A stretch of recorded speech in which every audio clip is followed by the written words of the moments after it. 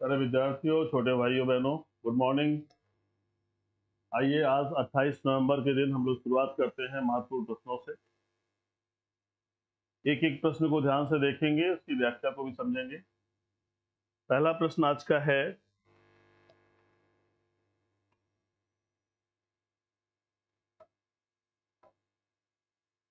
आइए पहले प्रश्न को देखते हैं।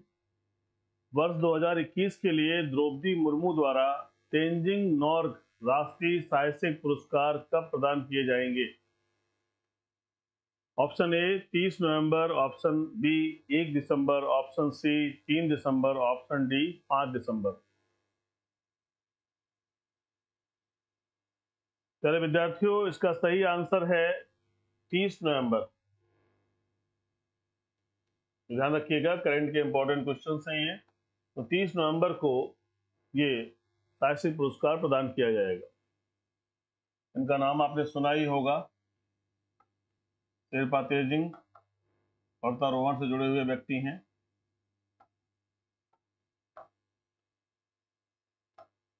राष्ट्रपति द्रौपदी मुर्मू 30 नवंबर 2022 को 2021 के लिए तेंजिंग नोर्गे राष्ट्रीय साहसिक पुरस्कार प्रदान करेंगी। युवा मामले और खेल मंत्रालय ने 2021 के लिए तेंजिंग नोर्गे राष्ट्रीय साहसिक पुरस्कारों की घोषणा की है। यह पुरस्कार 4 श्रेणियों में दिया जाएगा: land adventure, water adventure, air adventure और life time achievement.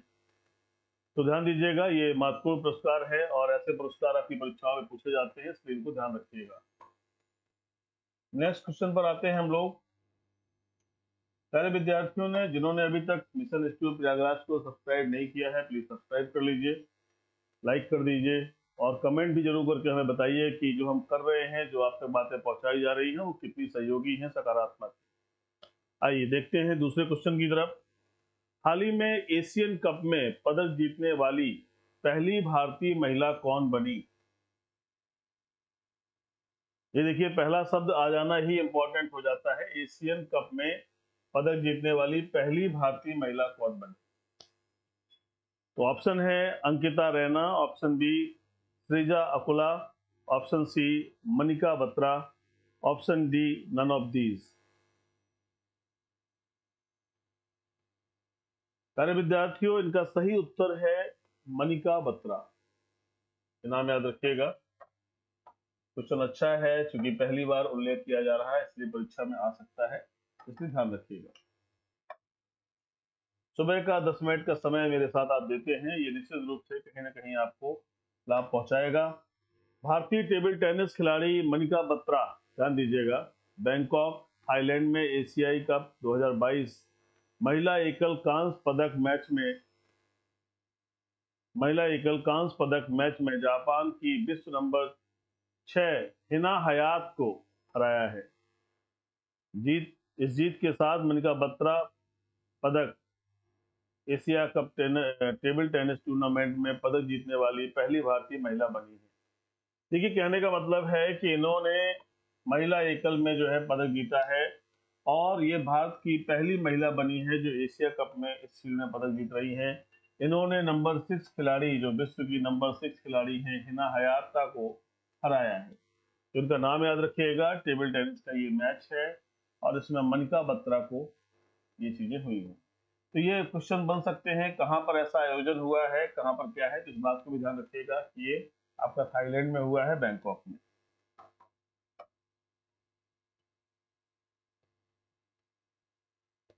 Question number 3 पर आ जाइए। आर्थिक सहयोग और विकास संगठन ने 2022 में भारत के विकास दर के अनुमान को घटाकर कितने प्रतिशत कर दिया है?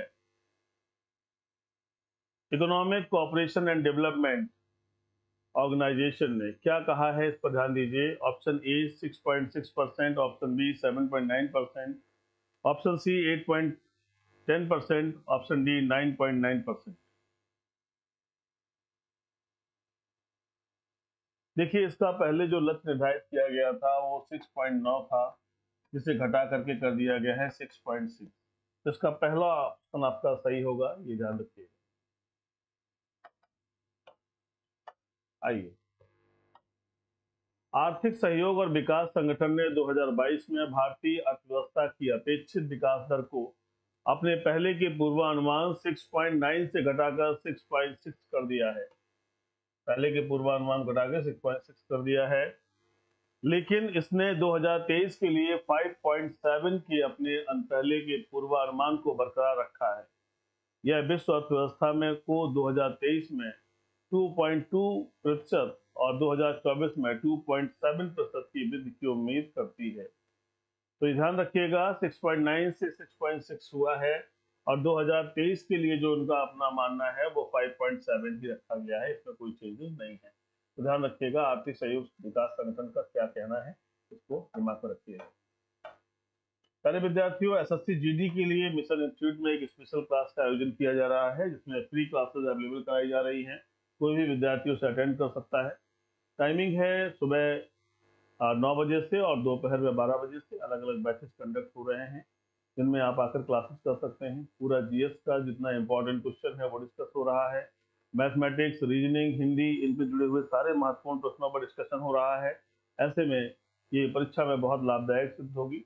आने वाला एग्जाम पोस्टल का भी एग्जाम है, दिल्ली पुलिस का भी एग्जाम है, बीडीओ का भी एग्जाम है। इन सभी परीक्षाओं के लिए लाभ पहुंच सकता है। तो जो भी विद्यार्थी इसको अटेंड करना चाहते हैं, वो उसका नाम जीडी के लिए है, लेकिन सभी एग्जिट परीक्षाओं के लिए लाभदायक है। तो जो भी उसमें जुड़ना चाहते हैं आकर के जुड़ सकते हैं।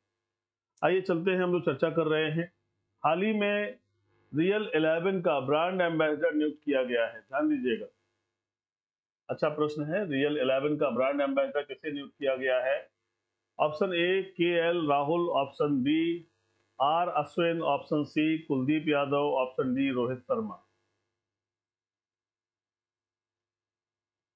देखिए, इसका सही आंसर है कुलदीप यादव। रियल 11 का ब्रांड एम्बेसडर को नियुक्त किया गया है, इस बात को ध्यान में रखिएगा।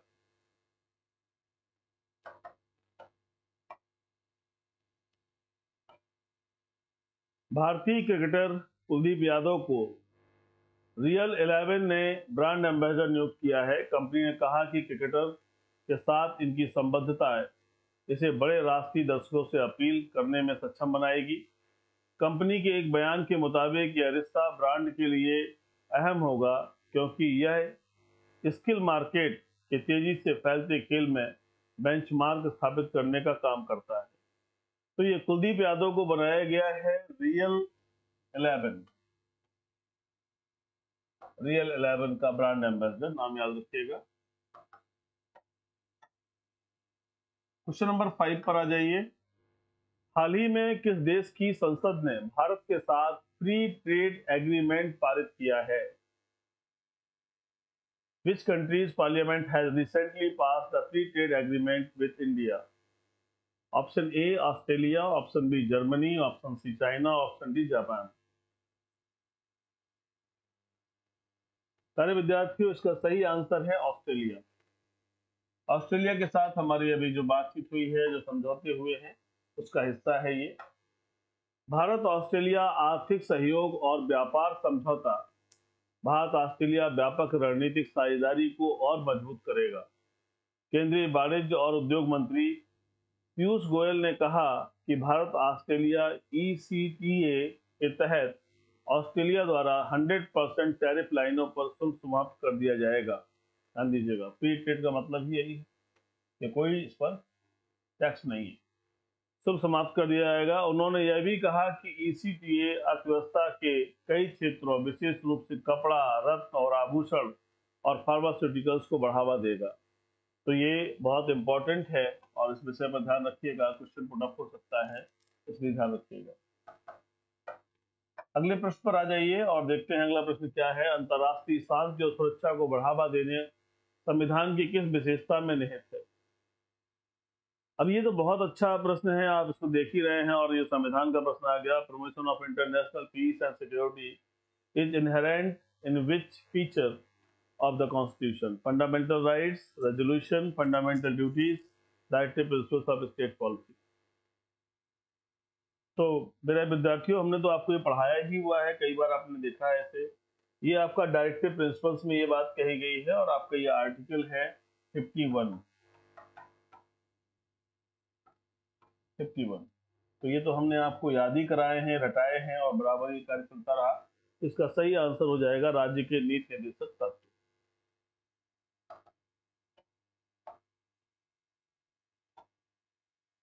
राज्य के नीति निर्देशक तत्व भारतीय संविधान के भाग 5, यहाँ पर करेक्शन करना होगा, भाग 4 में वर्णित, भाग 4 में वर्णित हैं। इसी भाग का अनुच्छेद 51 अंतर्राष्ट्रीय शांति और सुरक्षा को बढ़ावा देने के बारे में बात करता है। इसके मुताबिक राज्य निम्नलिखित का प्रयास करेगा: अंतर्राष्ट्रीय शांति और सुरक्षा को बढ़ावा देना, राष्ट्रों के बीच उचित और सम्मानजनक संबंध बनाए रखना तथा एक दूसरे के साथ संगठित लोगों के व्यवहार में अंतर्राष्ट्रीय कानूनों, संधि, दायित्वों के सम्मान को बढ़ावा देना। तो ये अंतर्राष्ट्रीय शांति और सुरक्षा को बढ़ावा देने की दिशा में कार्य है। तो ये सभी चीजें यहाँ पर उल्लिखित हैं, ठीक है ना। इसी दिशा में यूएनओ भी कार्य कर रहा है, यूनाइटेड नेशन ऑर्गेनाइजेशन। इसका जो चार्टर है 1945, इस चार्टर में भी ये बात कही गई है, आर्टिकल 1 और 2, ये दोनों इसी बात को कहते हैं कि अंतर्राष्ट्रीय शांति और सुरक्षा की अभिवृद्धि करना, एक दूसरे की संप्रभुता का सम्मान करना, है ना, ये सारी बातें वही से आई हैं। मैत्रीपूर्ण संबंधों को बढ़ावा देना, तो ये सभी बातें हैं। तो उसी के कॉन्सिक्वेंसेस को लेते हुए हमारे संविधान निर्माताओं ने भी इस बात को ध्यान रखा कि हमारे संविधान में भी ये व्यवस्था है कि हम अंतर्राष्ट्रीय शांति और सुरक्षा की वृद्धि की कल्पना करते हैं और उसको लागू करते हैं। क्वेश्चन नंबर 7 है, ग्लोबल मीथेन असेसमेंट रिपोर्ट कौन जारी करता है? ग्लोबल मीथेन असेसमेंट रिपोर्ट कौन जारी करता है? Option A the World Bank, option B Climate and Clean Air Alliance UAEP, option C International Monetary Fund, option D Food and Agriculture Organisation. Global Methane Assessment report, methane के बारे में आप जानते हो, CH4 ग्लोबल वार्मिंग के लिए एक बड़ी समस्या है ना। बताते हैं कि भैंस के पागुर करने से भी मीथेन निकलती है। तो ये संदर्भ में क्या कहा जा रहा है? इसका सही आंसर है Climate and Clean Air Alliance UAEP, ठीक है। तो इसको ध्यान रखिएगा, इसका सही आंसर ये है, ये रिपोर्ट जारी करता है।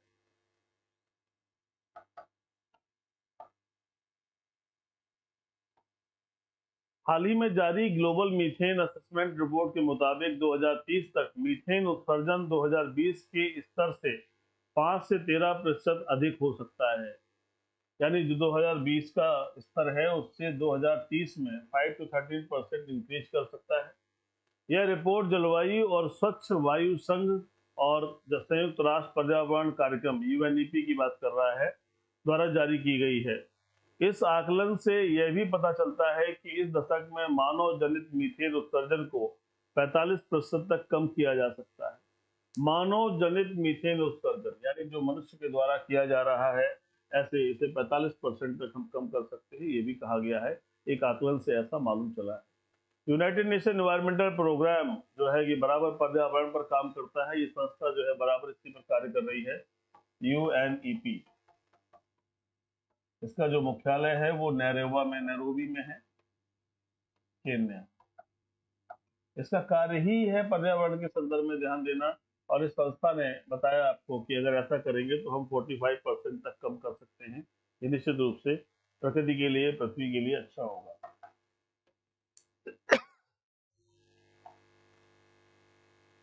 अरे विद्यार्थियों, अभी तक जिन लोगों ने मिशन इंस्टीट्यूट प्रयागराज के चैनल को सब्सक्राइब नहीं किया है, प्लीज सब्सक्राइब कर लीजिए, लाइक कर दीजिए और हमारी बातों को शेयर कर दीजिए, ताकि और आपके जैसे विद्यार्थी तक ये बातें पहुंच सकें और हम उनके भविष्य कल्याण में, उनकी बुद्धि के विकास में, उनके ज्ञान के वर्धन में कुछ कर सकें।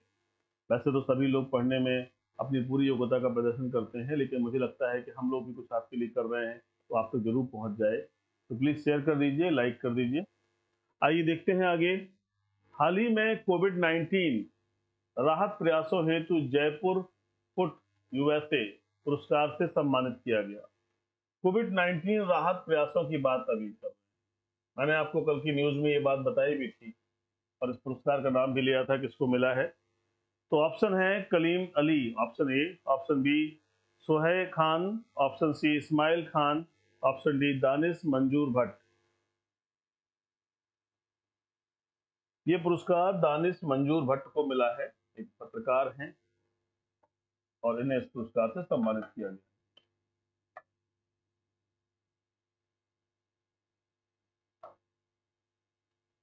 हाल ही में मूल रूप से कश्मीर घाटी के रहने वाले दानिश मंजूर भट्ट को न्यूयॉर्क में भारत के महावाणिज्यिक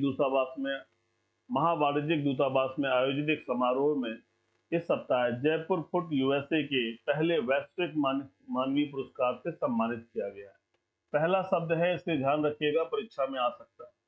हो सकता है कि एसएससी के सीजीएल के एग्जाम में पूछ दिया जाए, या जीडी में ये आ सकता है, या दिल्ली पुलिस में आ सकता है ना। इस तरह की परीक्षाओं में ध्यान रखने की आवश्यकता है, या बीडीओ में आ सकता है। इन सभी के लिए जो हमारे यहाँ प्रोग्राम चल रहा है वो निश्चित रूप से लाभदायक है। आरओ और एआरओ के लिए एक स्पेशल बैच हम लाने वाले हैं, जिसपे सारी चीजें होंगी और प्री मेंस को कवर करते हुए होगा।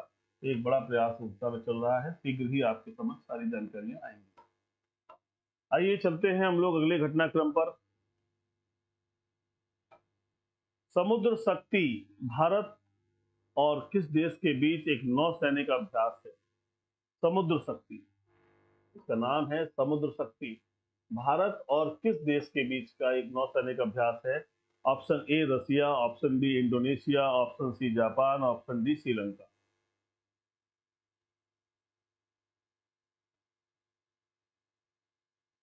सारे विद्यार्थियों, इसका सही आंसर है इंडोनेशिया। ये समुद्र शक्ति जो है भारत और इंडोनेशिया के बीच का एक नौसैनिक अभ्यास है।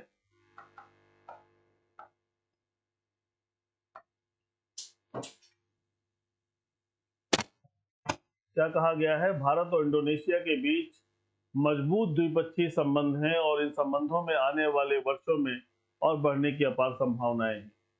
यह दोनों देश संयुक्त नौसैनिक अभ्यास समुद्र शक्ति का आयोजन करते हैं। ध्यान दीजिएगा, दोनों देश क्या करते हैं? समुद्र शक्ति जैसे अभ्यास का आयोजन करते हैं। इस अभ्यास का उद्देश्य द्विपक्षीय संबंधों को मजबूत करना और दोनों नौसेनाओं के बीच समुद्री संचालन में आपसी समझ को बढ़ाना है। तो ये ध्यान रखने की जरूरत है, संयुक्त नौसैनिक अभ्यास है, दोनों देशों का संयुक्त नौसैनिक अभ्यास है और द्विपक्षीय संबंधों को मजबूत करना है इसका उद्देश्य, और साथ ही साथ नौसेनाओं के समुद्री संचालन में भी आपसी समझ को बढ़ाना है।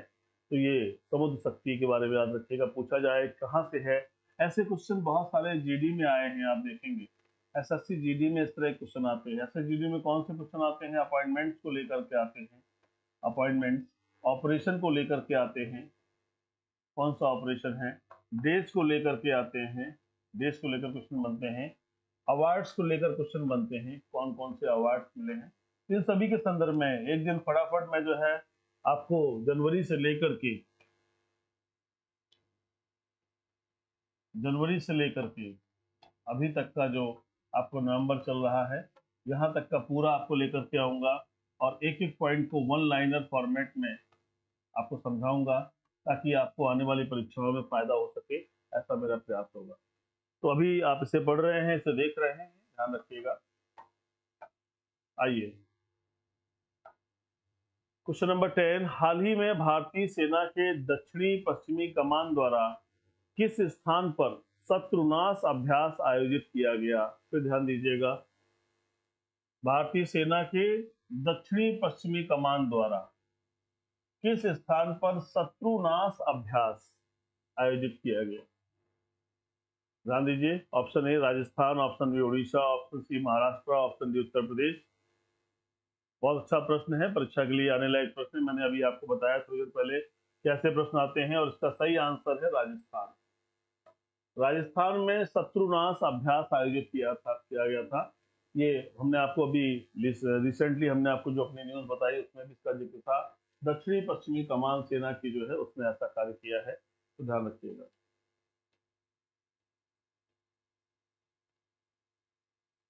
भारतीय सेना के दक्षिणी पश्चिमी कमान द्वारा राजस्थान के थार रेगिस्तान में, ये चर्चा हुई थी मेरी आपसे, अगर आपने हमारे द्वारा दी गई जानकारी को देखा होगा, थार राजस्थान में एक एकीकृत अग्नि शक्ति अभ्यास शत्रुनाश में जमीनी और हवाई युद्धाभ्यास दोनों को शामिल करते हुए, ध्यान रखिएगा, जमीनी और हवाई युद्धाभ्यास दोनों को शामिल करते हुए एक एकीकृत तरीके से बहुउद्देशीय फायरिंग प्लेटफॉर्मों का उपयोग किया गया। तो ये इंपॉर्टेंट क्वेश्चन हो सकता है, परीक्षा में पूछा जा सकता है, इसलिए इसकी नजर रखने की बहुत जरूरत है। ऐसे प्रश्न आपके सामने आते हैं और हम प्रतिदिन उनकी चर्चा भी करते हैं। प्यारे विद्यार्थियों, मिशन इंस्टीट्यूट एसएससी जीडी को लेकर के एक विशेष प्रोग्राम को संचालित कर रहा है। इसमें निःशुल्क क्लासेज अवेलेबल कराई जा रही हैं, प्रैक्टिस अवेलेबल कराई जा रही है। पूरा जीएस, मैथ, रीजनिंग, हिंदी सब पढ़ाया जा रहा है। इसका उद्देश्य है कि आने वाली भर्ती में कम से कम हम 1000 का लक्ष्य है हमारा, तब 1000 के लक्ष्य को पार कर सकें, हम इसके पास जा सकें, इसको प्रयास कर सकें और वो होगा, ऐसा लगता है। जिस तरह से विद्यार्थियों की मेहनत दिख रही है, लगन दिख रही है, उसे लगता है कि निश्चित रूप से वो सफल हो जाएंगे। तो अभी मैंने आपको आज की घटनाक्रम के बारे में बताया, क्वेश्चंस को अपडेट किया आपके सामने। ईश्वर से यही प्रार्थना है कि वो आपको सद्बुद्धि प्रदान करे, जीवन पथ पर आप आगे बढ़ें, माता पिता का आशीर्वाद हमेशा बना रहे, सकुशल रहे, स्वस्थ रहे, पढ़ते रहे, आगे बढ़े।